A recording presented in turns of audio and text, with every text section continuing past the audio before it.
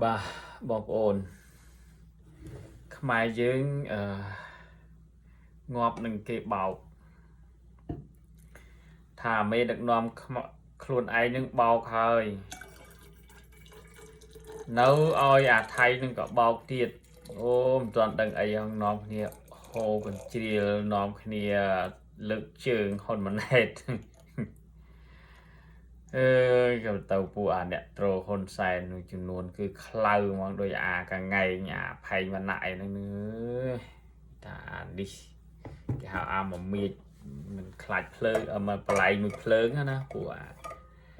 អូគេសម្បើមបងប្អូនទៅយល់ថាអាម៉េចហៅថាសៀមអាម៉េចហៅថាយួនហើយខ្មែរយើងភាគច្រើនគឺគាត់មិនសូវគាត់ឈឺហើយគាត់លះផ្លិចគាត់ឈឺមិនចាំបើនិយាយចំណាឥឡូវនេះថៃវាផ្សាយពាក់ព័ន្ធនឹងរឿងកងទ័ពវាជន់មីនស្លាប់ក្រោយពីបត់ឈប់បាញ់ប្រហែលជា10នាទី20នាទីហ្នឹងគឺកងទ័ពវាជន់មីនហើយឥឡូវនេះស្លាប់ហើយ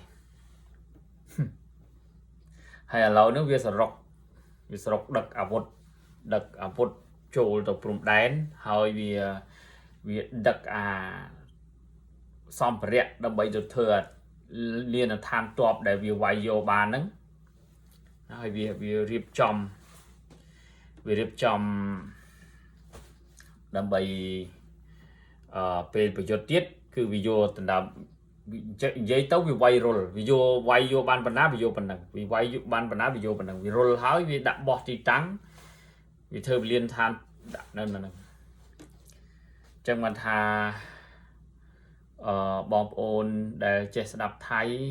ក៏ជួយបកប្រែដើម្បីឲ្យពួកគាត់ស្ដាប់ហើយខ្ញុំក៏វីដេអូខ្ញុំនេះក៏បញ្ជាក់ប្រាប់បងកងទ័ពដើម្បីឲ្យគាត់មានការប្រុងប្រយ័ត្នហើយបងកងទ័ពភាគច្រើនក៏គាត់ចេះភាសាថៃដែរប៉ុន្តែយើងចែករំលែកដល់បងកងទ័ពណាដែលគាត់មិនចេះភាសាថៃហ្នឹងហើយវីដេអូខ្ញុំនឹងជួយចែករំលែកហើយនៅពេលនេះគឺវាសកម្មមែនទេប្រជាពលរដ្ឋវាកងទ័ពវាគឺវាមកក្រុមវាហៅក្រុមថៃគេហៅពួកសង្គ្រោះបន្ទាន់ណាពួកគូផៃពួកនឹងក្រុមយុវជនពួកគូផៃនឹងគូសរុកមកព្រំដែននឹងដើម្បីរៀបចំធ្វើអានេះនឹងណាដើម្បីឲ្យកងទ័ពហើយនឹងស្បៀងហើយយើងបើសិនជាយើងអាចទៅបានគឺយើងត្រូវប្រឹងរឿងស្បៀងរឿងហាព្រោះយើងមិនអាចផ្េះហើយចាំសម្ដីយ៉ាតពិរមទៅអាម៉េចហៅថាសៀមអាម៉េចហៅថាយួនសៀមប្រែថាចោលហើយសៀមខ្លួនវានឹងក៏វាបានប្រកាសថាវាយកបានដីខ្មែរមិនចេះតិចខែដែរណាកន្លងមកហើយអាហ្នឹងគឺវាទទួលស្គាល់ថាវា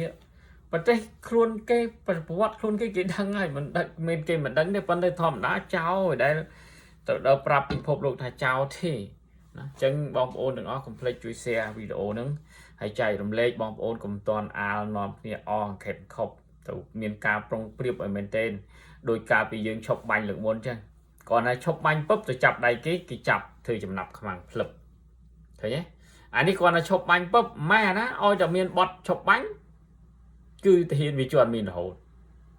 ចុះអាការប្រយុទ្ធគ្នា